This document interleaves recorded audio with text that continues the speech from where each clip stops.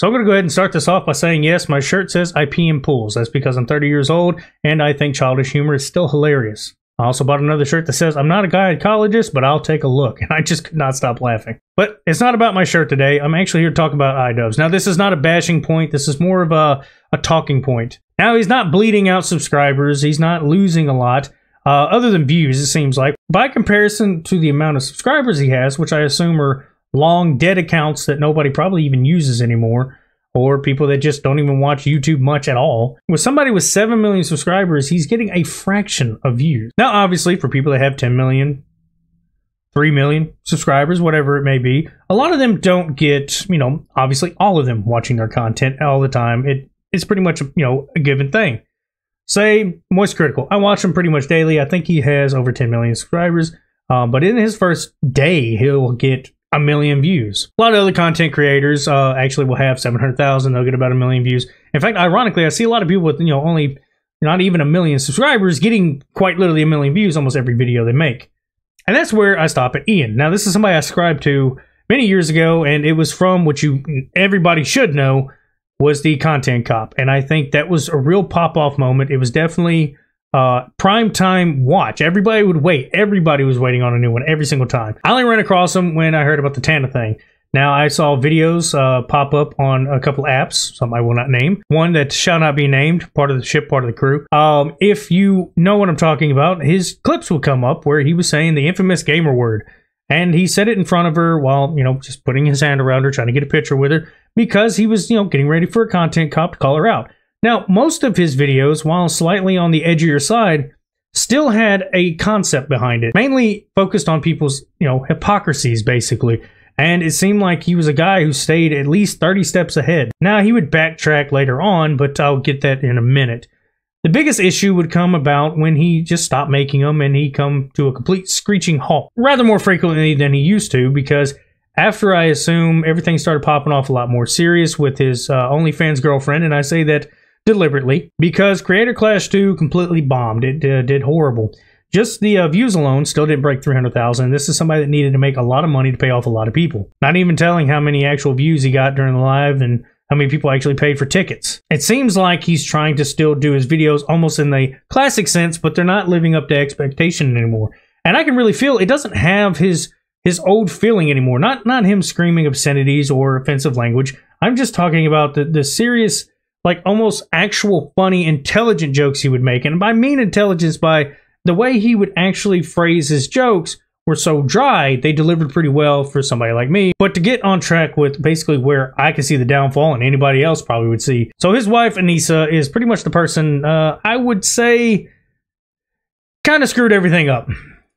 The reason why I say this is he was doing Creator Clash 2. Now, if you don't know who Froggy Fresh is, he is a rapper, I guess, a song maker. He's hilarious. It's really weird, but it's a little niche thing that a lot of people like, and I actually think it's funny from time to time. I can't watch all his videos because he's so satirical, you can't really take him serious. But basically what happened is, he had a little bit of rebuttals back and forth, trying to hype up the views, get people to watch it. And I really think it's because of his wife and him being idiots that a lot of people pretty much didn't want to watch it. So basically a lot of it came down to some offensive comments about him going to subscribe to Anissa's OnlyFans, which I don't understand.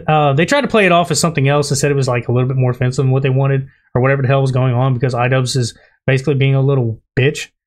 But that's exactly pretty much what happened. Now, I'm missing a lot of details, but to me, the reason why I'm not going to include it is because I think it's completely irrelevant. After that aftermath, after that complete shit show where it basically showed that he's so insecure he had to boot him because on top of that, Sam Hyde. On top of that, Sam Hyde was training him. Now, I didn't see what the problem would be because Sam Hyde was training somebody else. And also the worst part is the person that replaced him was like way smaller and he was just complete disadvantage at him. He got his ass whooped. And that was really wrong of him to do, to replace that. And I wish that was the end. And it's not, because for a man with 7 million subscribers, and by the way, I had to check the social blade to make sure I'm a little bit up to date with it. For quite a while, at least of recent, he has not gained a single subscriber. In 1 month, he lost 10,000. That's it. There's been no movement. While he's still keeping in the green as far as views, his views have dropped. They've cut nearly down to a quarter what they used to do, if not an eighth of what they used to do. And being somebody like him that doesn't frequently update, he has to be getting his money from somewhere else. I assume it's because everybody's seen his wife naked and they pay for it. Which I think is ironic because you can just pretty much find her pictures anywhere. And yes, I looked for research purposes. But it comes downright ironic that the one guy who made money off of being a complete offensive person, basically a big internet troll, it almost feels like he's just a shell of the person he used to be. Even his humor's changed just a little bit. Ever since the situation of 2020, I'll have to say, a lot of his videos look like they were already steering towards this direction. Now, he did do one video that says, I miss the old Idubbbz, and that's where he was addressing a lot of the change in content. Now, I understand people have to change content all the time. It's YouTube. It's going to be like that, and there's a big reason behind that. You have to go with the way things changes.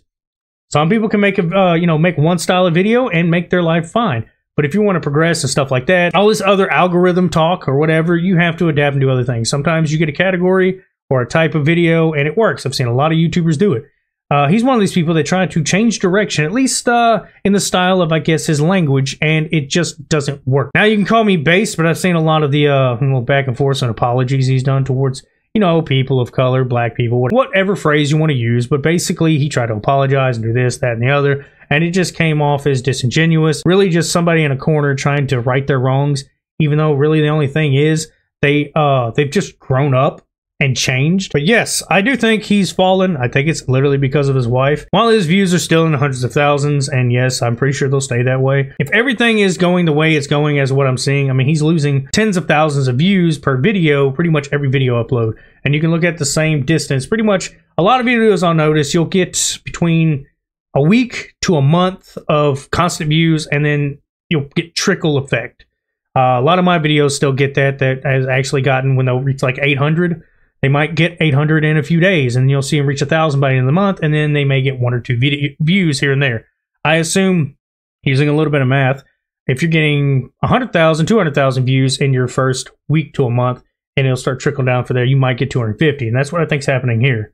So, excuse me, math might be off, and somebody definitely smarter than me probably knows that. Only difference is, I have 200 subscribers, he has 7 million. And of course, not everybody's going to watch them. That's just how it is. If you have 7 million subscribers, you're probably not going to get 7 million views every single video. But from somebody that was like ahead of the game, always had quite literally some funny content, edgy content for a lot of crazy, wacky people like me. Now, I grew out of it and didn't watch him as much, and especially content cops. That's the only thing I wanted to watch him do, and he stopped doing that. Now, I understand he thought they were bullying. That's fine. They changed his opinion a little bit. I think deleting him is just a little bit of I think it's like hiding shit under your bed because you're like, oh no, I did something wrong. I don't want to be seen. My room's dirty. And just hiding it, that's basically what I think he's doing.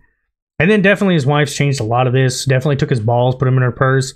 And now I guess he's just going to sit here, blank stare, and try to pretend he's still doing the same content. I wouldn't be surprised in about a year or two, we'll see that he'll trickle down into 90,000 views to maybe not even 100,000 views. Almost like the Boogie effect, except for he has way more subscribers than him. By comparison of his subscribers, not a lot of people want to see his content. I think it's really, really sad because he was one of the greats to me. And yes, I know it sounds like I'm being super negative to him and like I'm taking jabs at him. I'm actually not. It seems like it because I'm speaking for somebody that was a viewer, somebody that subscribed to him, somebody that actually enjoyed his content. I mean, I would binge watch a lot of the stuff I'd never watch because I was not watching YouTube regularly back before I saw Content Cop. Around then is when I started subscribing a lot to videos and started getting back on YouTube and looking stuff up because I just started, consuming all of it. It was an easy, free media, and YouTube has grown a lot since like 2010 when I first started watching YouTube videos. But I think this video has been going on long enough. I will say this, please like, share, subscribe, share with your friends. Let everybody know about me. I do appreciate every single one of them. And also to say, hey, I reached 200 subscribers. I think it's really cool. I'm 205 today, so a little late to it, but I appreciate all of you. It's been really cool. I'd like to see what I can do to get to 500 or 1,000 would be awesome. It'd be really cool to see if I can make it to any of them. But yeah, that's all I got to say. Y'all have a good one.